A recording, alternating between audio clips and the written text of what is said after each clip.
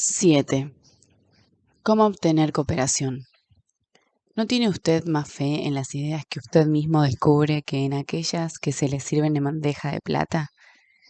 Si es así, ¿no demuestra un error de juicio al tratar que los demás acepten a toda fuerza las opiniones que usted sustenta? ¿No sería más sagaz hacer sugestiones y dejar que los demás lleguen por sí solos a la conclusión? El señor Adolf Selps de Filadelfia, estudiante en uno de mis cursos, se dio de pronto ante la necesidad de inyectar entusiasmo a un grupo de vendedores de automóviles, desalentados y desorganizados. Los convocó a una reunión y los instó a decirle con claridad qué esperaban de él. A medida que hablaba, el señor Selp iba escribiendo sus ideas en un pizarrón. Finalmente, dijo: yo voy a hacer todo lo que ustedes esperan de mí. Ahora quiero que me digan qué tengo derecho a esperar de ustedes. Las respuestas fueron rápidas: lealtad, honestidad, iniciativa, optimismo, trabajo de consumo, 8 horas por día de labor entusiasta. Un hombre se ofreció para trabajar 14 horas por día. La reunión terminó con una nueva valentía, una nueva inspiración en todos los presentes, y el señor Selps me informó luego que el aumento de ventas fue fenomenal. Estos vendedores, concluyó Selps, hicieron una especie de pacto moral conmigo y mientras yo cumpliera con mi parte, ellos estaban decididos a cumplir con la suya. Consultarles sobre sus deseos era el aliciente que necesitaban. A nadie agrada sentir que se le quiere obligar a que compre o haga una cosa determinada. Todos preferimos creer que compramos lo que se nos antoja y aplicamos nuestras ideas. Nos gusta que se nos consulte acerca de nuestros deseos, nuestras necesidades, nuestras ideas. El gran poeta inglés Alexander Pope lo expresó de modo sucinto: al hombre hay que enseñarle como si no se le enseñara y proponerle lo desconocido como olvidado. Tomemos, por ejemplo, el caso de Eugene Wilson. Perdió incontables millares de dólares en comisión antes de aprender esta verdad. El señor Wilson vendía dibujos para un estudio que crea diseños para estilistas y para fabricantes textiles. Wilson venía visitando una vez por semana durante 3 años a uno de los principales estilistas de moda en Nueva York. Nunca se negaba a verme, contaba Wilson, pero jamás me compraba nada. Miraba siempre con mucho cuidado mis dibujos y luego los rechazaba.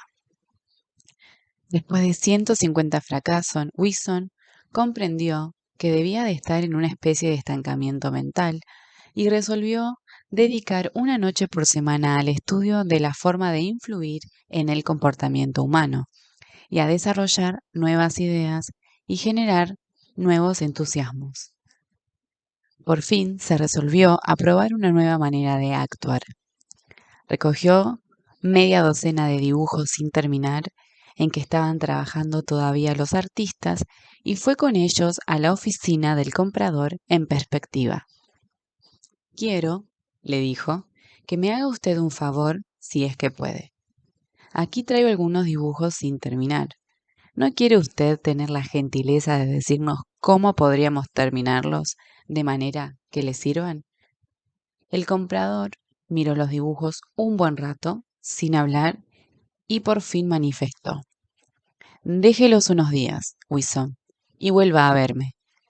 Wilson regresó 3 días más tarde, recibió las indicaciones del cliente, volvió con los dibujos al estudio y los hizo terminar de acuerdo con las ideas del comprador. El resultado: todos aceptados. Desde entonces, el mismo comprador ha ordenado muchos otros dibujos, trazados todos de conformidad con sus ideas. Ahora comprendo, nos refería el señor Wilson, por qué durante años no conseguí vender un solo diseño a este comprador. Le recomendaba que comprara lo que se me ocurría que debía comprar. Ahora hago todo lo contrario. Le pido que me dé sus ideas y él cree que los dibujos son de su creación, como es cierto. Ahora no tengo que esforzarme por venderle nada. Él compra solo. Dejar que la otra persona sienta que la idea es suya no solo funciona en los negocios o la política, sino también en la vida familiar. Paul M. Davis, de Tulsa, Oklahoma, lo contó a su clase cómo aplicaba este principio. Mi familia y yo pasamos una de las vacaciones más interesantes que hayamos tenido. Yo soñaba desde hace mucho tiempo con visitar sitios históricos como el campo de batalla de Gettysburg, el Salón de la Independencia en Filadelfia y la capital de la nación.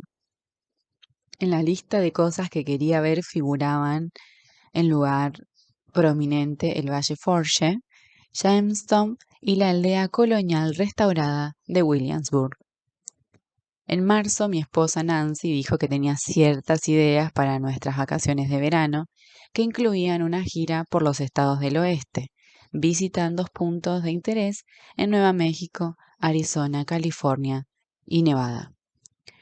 Hacía años que quería realizar este viaje. Obviamente no podíamos satisfacer ambos deseos. Nuestra hija Anne terminaba de hacer un curso en la secundaria sobre historia nacional y se había interesado mucho en los hechos que conformaron el crecimiento de nuestro país. Le pregunté si le gustaría visitar los sitios sobre los que había estado estudiando en nuestras próximas vacaciones. Dijo que le encantaría hacerlo. 2 noches después, sentados en la cena, Nancy anunció que si todos estábamos de acuerdo en las vacaciones de verano, haríamos un viaje por los estados del este, lo que sería instructivo para Anne e interesante para todos nosotros. No hubo objeciones. Esta misma psicología fue utilizada por un fabricante de aparatos de rayos X para vender su equipo a uno de los más grandes hospitales de Brooklyn. Este hospital iba a construir un nuevo pabellón y se disponía a equiparlo con el mejor consultorio de rayos X que hubiera en el país. El doctor L, a cargo del departamento de rayos, se veía abrumado por vendedores que defendían entrañablemente las ventajas de sus respectivos equipos.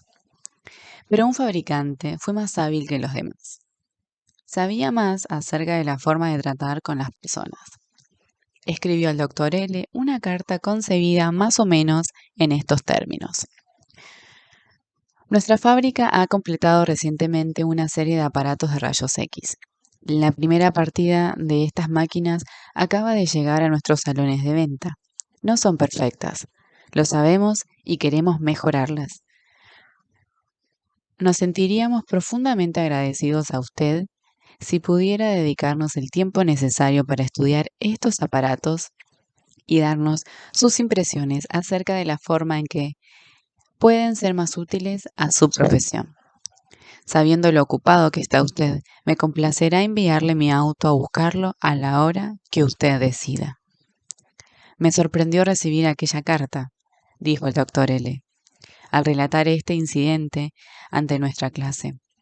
Quedé sorprendido y halagado. Jamás un fabricante de aparatos de rayos X me había pedido consejo. Me sentí importante. Estaba ocupado, tan ocupado que no tenía libre una sola noche de aquella semana, pero dejé sin efecto un compromiso para una comida, a fin de revisar aquellos aparatos. Cuanto más lo estudiaba, tanto más descubría, por mi propia cuenta, que me gustaban mucho. Nadie había tratado de vendérmelos. Consideré que la idea de comprar aquel equipo era mía, solamente mía. Yo mismo me convencí de su superior calidad y ordené que fuera instalado en el hospital. Ralph Waldo Emerson, en su ensayo Autodependencia, dijo: en todo trabajo de genio reconocemos nuestras propias ideas desechadas. vuelven a nosotros con cierta majestad ajena. El coronel Edward H. House tenía una enorme influencia en los asuntos nacionales e internacionales cuando Broadwood Wilson ocupaba la Casa Blanca. Wilson recurría al coronel House para pedirle consejos y ayuda en secreto, más que a cualquier otra persona, sin exceptuar los miembros de su gabinete. ¿Qué método empleaba el coronel para influir sobre el presidente? Afortunadamente, lo sabemos porque el mismo House lo reveló a Arthur de Howden Smith, quien lo refirió en un artículo aparecido en el diario The Saturday Evening Post. Una vez que llegué a conocer bien al presidente, relató House, supe que el mejor medio para convertirlo a cualquier idea era dársela a conocer como al pasar, pero interesándolo en ella, de modo de hacerle pensar en esa idea por su propia cuenta. La primera vez que utilicé este sistema fue un accidente. Yo lo había visitado en la Casa Blanca y recomendado una política que él parecía rechazar. Pero unos días después, en una comida, me sorprendió oírle proponer mi indicación como si fuera de él. House no lo interrumpió para decirle, esa idea no es suya, es mía. No. House no iba a hacer tal cosa. Era demasiado diestro para hacerlo. No le interesaba darse importancia. Quería resultados.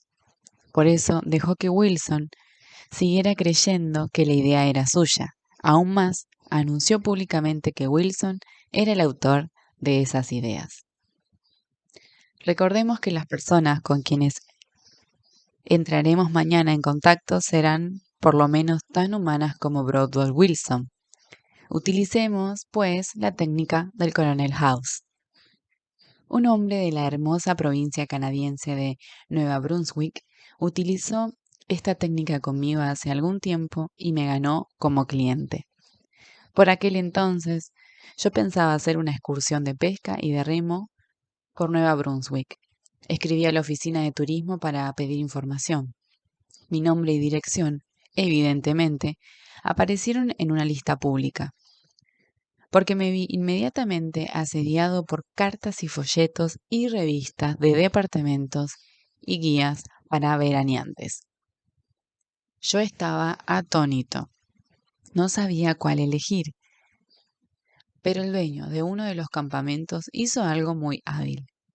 Me envió los nombres y números telefónicos de varias personas de Nueva York que habían ido a su campamento y me invitó a descubrir por mi cuenta qué me podía ofrecer.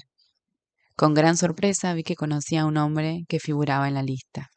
Le hablé por teléfono, supe cuál había sido su experiencia en el campamento y luego telegrafié al dueño la fecha de mi llegada. Los demás habían tratado de convencerme, pero este hombre no. Este me dejó que yo decidiera. Y fue quien ganó. Hace 25 siglos, el sabio chino Lao Tse dijo ciertas cosas que los lectores de este libro podrían utilizar hoy. La razón por la cual los ríos y los mares reciben el homenaje de 100 torrentes de la montaña es que se mantienen por debajo de ellos. Así son capaces de reinar sobre todos los torrentes de la montaña. De igual modo, el sabio que desea estar por encima de los hombres se coloca debajo de ellos. El que quiere estar delante de ellos se coloca detrás. De tal manera, aunque su lugar sea por encima de los hombres, estos no sienten su peso. Aunque su lugar sea delante de ellos, no lo toman como insulto. Regla 7. Permita que la otra persona sienta que la idea es de ella. 8. Una fórmula que le resultará maravillosa. Recuerde que la otra persona puede estar equivocada por completo, pero ella no lo cree. No la censure. Cualquier tonto puede hacerlo. Trate de comprenderla. Solo las personas sagaces, tolerantes, excepcionales, tratan de proceder así. Hay una razón por la cual la otra persona piensa y procede como lo hace. Descubra esa razón oculta y tendrá la llave de sus acciones, quizá de su personalidad. Trate honradamente de ponerse en el lugar de la otra persona. Si usted llegara a decirse, ¿qué haría? ¿Qué pensaría? ¿Cómo reaccionaría yo si estuviera en su lugar? Habrá ahorrado mucho tiempo e irritación, pues al interesarnos en las causas, es menos probable que nos disgusten los efectos. Además, habrá aumentado usted considerablemente su habilidad para tratar con la gente. Deténgase usted un minuto. Dice Kenneth M. Good en su libro Cómo convertir a la gente en oro. A destacar el constante de su hondo interés por los asuntos propios con su escaso interés por todos los demás. Comprenda, entonces, que todos los demás habitantes del mundo piensan exactamente lo mismo. Entonces, junto con Lincoln y Roosevelt, habrá captado usted la única base sólida en relaciones interpersonales, que el buen éxito en el trato con los demás depende de que se capte con simpatía el punto de vista de la otra persona. Sam Douglas, de Hunting, Nueva York, solía decirle a su esposa que pasaba demasiado tiempo trabajando en el jardín, sacando malezas, fertilizando, cortando la hierba 2 veces por semana, a pesar de todo lo cual el jardín no lucía mucho mejor que 4 años atrás, cuando se habían mudado a esa casa. Naturalmente, ella quedaba deprimida por estos comentarios y cada vez que él los hacía, la velada quedaba arruinada. Después de seguir nuestro curso, el señor Douglas comprendió qué tonto había sido durante todos esos años.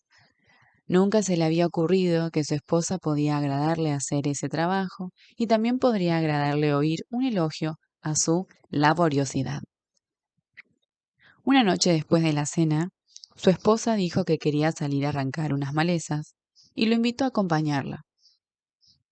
Al principio él se sintió tentado de no aceptar, pero después lo pensó mejor y salió con ella y la ayudó a arrancar malezas.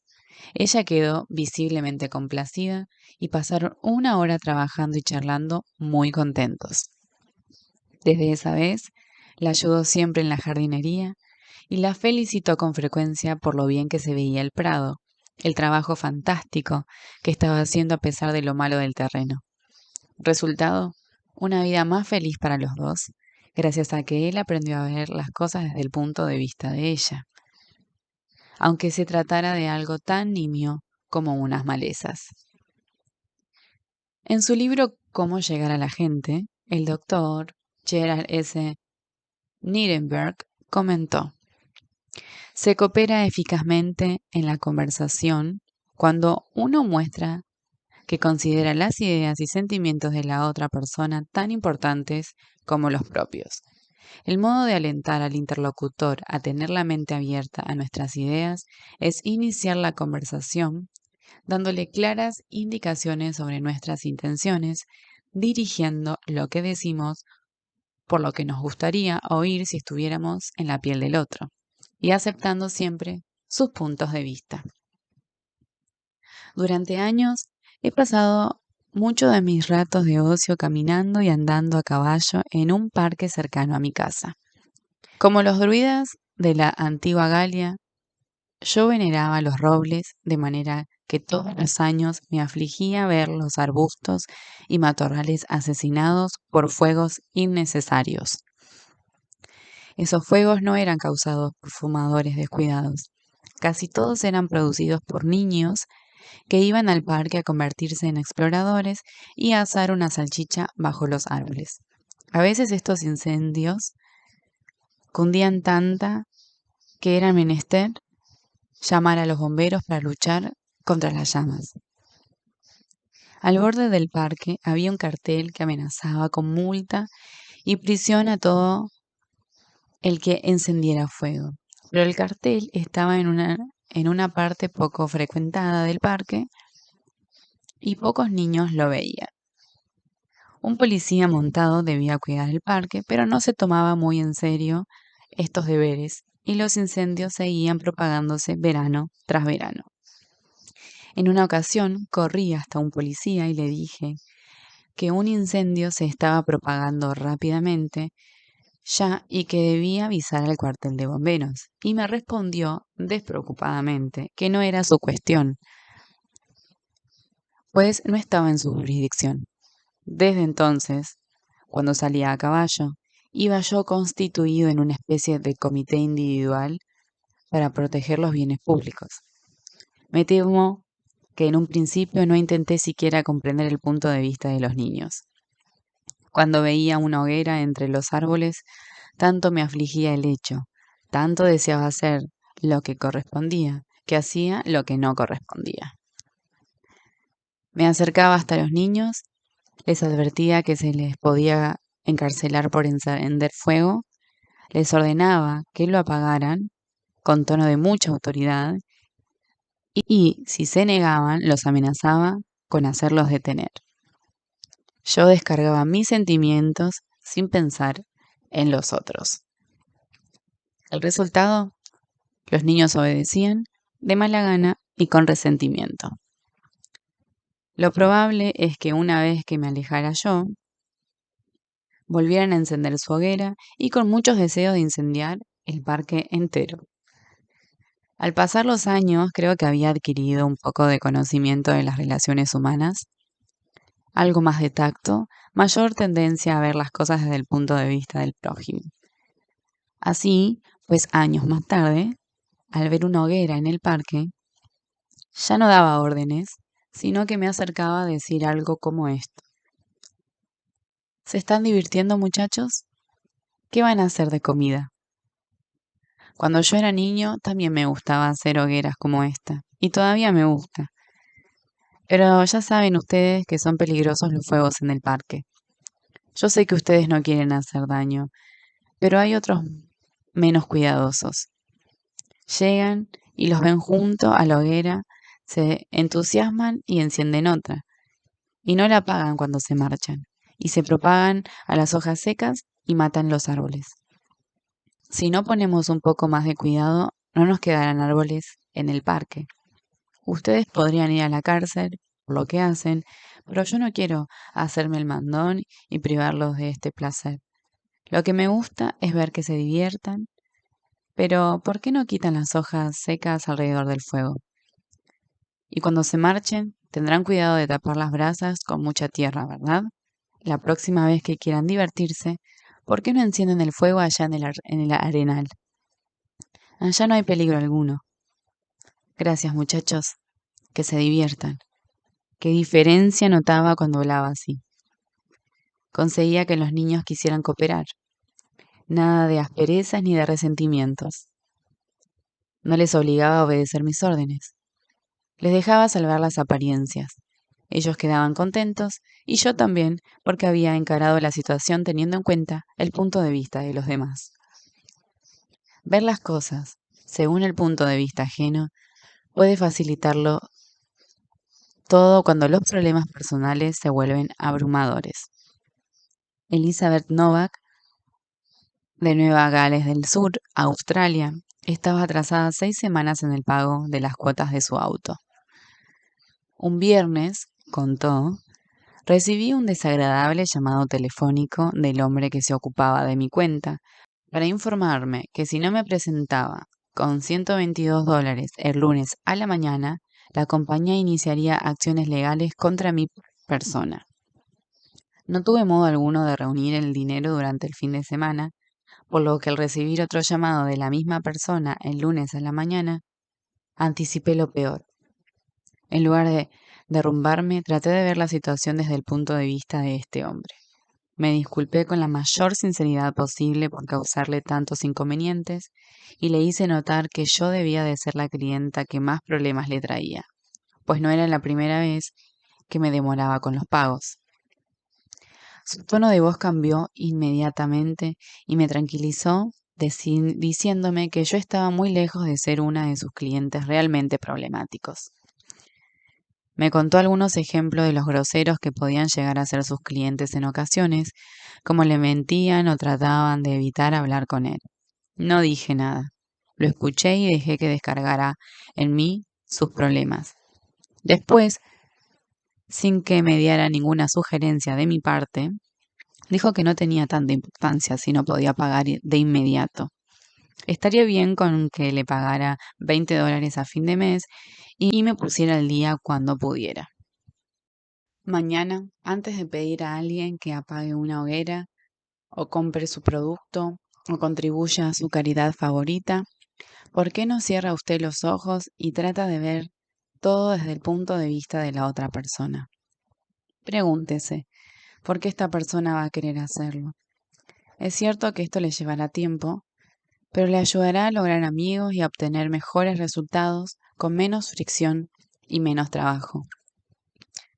Yo prefiero caminar 2 horas por la acera frente a la oficina de un hombre a quien debo entrevistar, dijo el decano de la Escuela de Negocios de Harvard S. Dunham, antes que entrar en su oficina sin una idea perfectamente clara de lo que voy a decirle y de lo que es probable que él, según mis conocimientos y sus intereses y motivos, ha de responderme. Esto es de tal importancia que voy a repetirlo. Yo prefiero caminar 2 horas por la acera frente a la oficina de un hombre a quien debo entrevistar antes que entrar en su oficina sin una idea perfectamente clara de lo que voy a decirle y de lo que es probable que él, según mis conocimientos de sus intereses y motivos, ha de responderme. Si como resultado de la lectura de este libro consigue usted tan solo una cosa, una mayor tendencia a pensar siempre en términos del punto de vista ajeno y a ver las cosas desde ese punto de vista tanto como desde el suyo, si tan solo ese resultado logra de la lectura de este libro, bien puede resultar uno de los pasos culminantes de su carrera. Regla 8. Trate honradamente de ver las cosas desde el punto de vista de la otra persona.